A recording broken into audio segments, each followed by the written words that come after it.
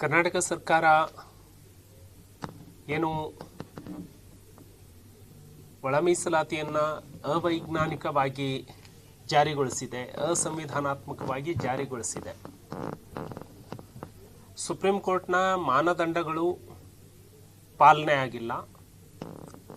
ಯಾವ ವರದಿಗಳನ್ನು ಕೂಡ ಇವರು ಅನುಷ್ಠಾನಕ್ಕೆ ತಂದಿಲ್ಲ. ಯಾವ ಆಯೋಗದ ಶಿಫಾರಸುಗಳನ್ನು ಇವರು ಅನುಷ್ಠಾನಕ್ಕೆ ತಂದಿಲ್ಲ. ಹಿಂದೆ ಬಿಜೆಪಿ ಸರ್ಕಾರ, ಬೊಮ್ಮಾಯಿಯವರ ನೇತೃತ್ವದ ಸರ್ಕಾರ ಬೋವಿ, ಬಂಜಾರ, ಕೊರಚ, ಕೊರವಮ ಈ 4 ಜಾತಿಗಳಿಗೆ 4.5% ನೀಡಿತ್ತು. ಏನು 59 ಜಾತಿಗಳು ಇದ್ದಾವೆ, ಅಲೆಮಾರಿ ಜಾತಿಗಳು, ಅವರಿಗೆ ಪ್ರತ್ಯೇಕವಾಗಿ 1% ನೀಡಿತ್ತು. ಈ 2 ಪ್ರವರ್ಗಗಳನ್ನು ಒಂದುಗೂಡಿಸಿ ಸುಮಾರು 63 ಜಾತಿಗೆ ಬಿಜೆಪಿ ಕೊಟ್ಟಷ್ಟೇ ಕೊಟ್ಟಿದ್ರೂ ಕೂಡ 5.5% ಮೀಸಲಾತಿ ಬರಬೇಕಿತ್ತು.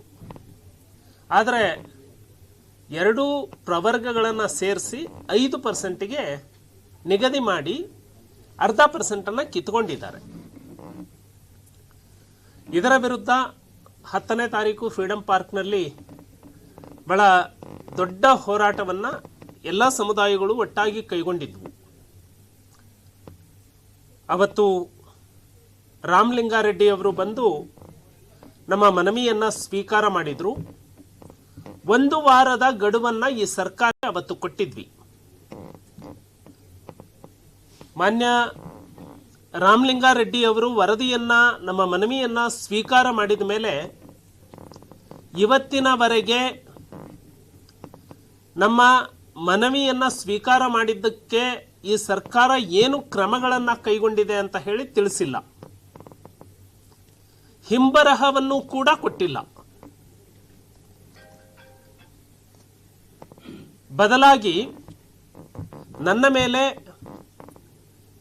ಕೆಲವು ಹೋರಾಟಗಾರರ ಮೇಲೆ ಕ್ರಿಮಿನಲ್ ಮೊಕದ್ದಮೆಯನ್ನು ದಾಖಲಿಸುವಂತಹ ಪ್ರಯತ್ನವನ್ನು ಮಾಡಿದ್ದಾರೆ. ಇದು ಈ ಸರ್ಕಾರದ ಹತಾಶ ಭಾವನೆಯನ್ನು ಎತ್ತಿ ತೋರಿಸುತ್ತೆ.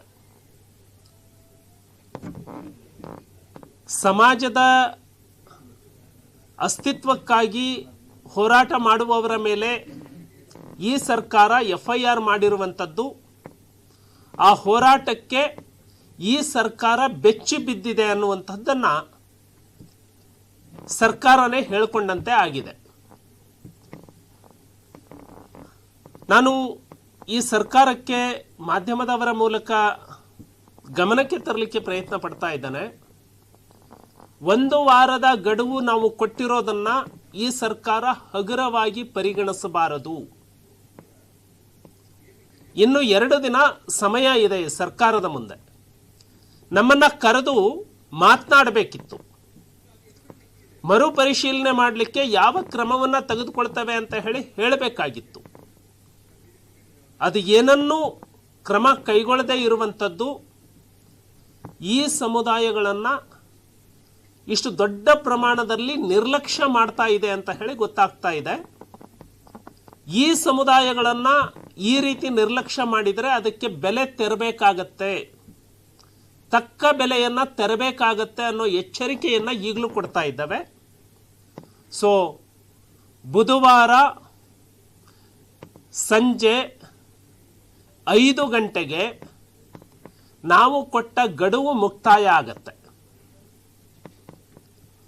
ಸರ್ಕಾರ ಈ ಶೋಷಿತ ಸಮುದಾಯಗಳ ನೋವನ್ನು ಈ ರೀತಿ ನಿರ್ಲಕ್ಷ್ಯ ಮಾಡಿದರೆ ಪರಿಣಾಮವನ್ನು ಎದುರಿಸಬೇಕಾಗತ್ತೆ ಅನ್ನುವಂಥದ್ದನ್ನು ಹೇಳ್ತಾ,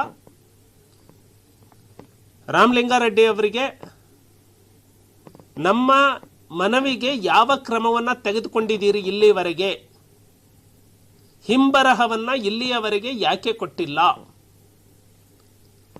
ಸರ್ಕಾರ ನಾವು ಕೈಗೊಂಡಿರುವಂತಹ ಸುಮಾರು 35-40 ಸಾವಿರ ಈ ಸಮುದಾಯದ ಜನರು ಒಟ್ಟಿಗೆ ಸೇರಿ ಹೋರಾಟವನ್ನು ಕೈಗೊಂಡಿದ್ದಕ್ಕೆ ಸರ್ಕಾರ ತನ್ನ ನಿಲುವನ್ನು ಯಾವ ರೀತಿ ಸ್ಪಷ್ಟಪಡಿಸುತ್ತೆ ಇದನ್ನು ಹೇಳಬೇಕು ಅಂತ ಹೇಳ್ತಾ, ಕೊಟ್ಟಿರುವ ಗಡುವು ಬುಧವಾರ ಸಂಜೆ 5 ಗಂಟೆಗೆ ಈ ಸಮುದಾಯದ ಪರವಾಗಿ ಮುಂದಿನ ಹೋರಾಟ ಯಾವ ರೀತಿ ಇರುತ್ತೆ, ಮೊನ್ನೆ ಕೈಗೊಂಡ ಹೋರಾಟಕ್ಕಿಂತಲೂ ತೀವ್ರವಾದಂತಹ ಹೋರಾಟ ಕೈಗೊಳ್ಳಬೇಕಾಗತ್ತೆ ಅನ್ನುವಂತಹ ಎಚ್ಚರಿಕೆಯನ್ನು ಕೊಡ್ತಾ ಬುಧವಾರ 5 ಗಂಟೆಯವರೆಗೆ ಈ ಸರ್ಕಾರದ ನಿರ್ಧಾರಕ್ಕೆ ನಿರೀಕ್ಷೆ ಮಾಡ್ತವೆ.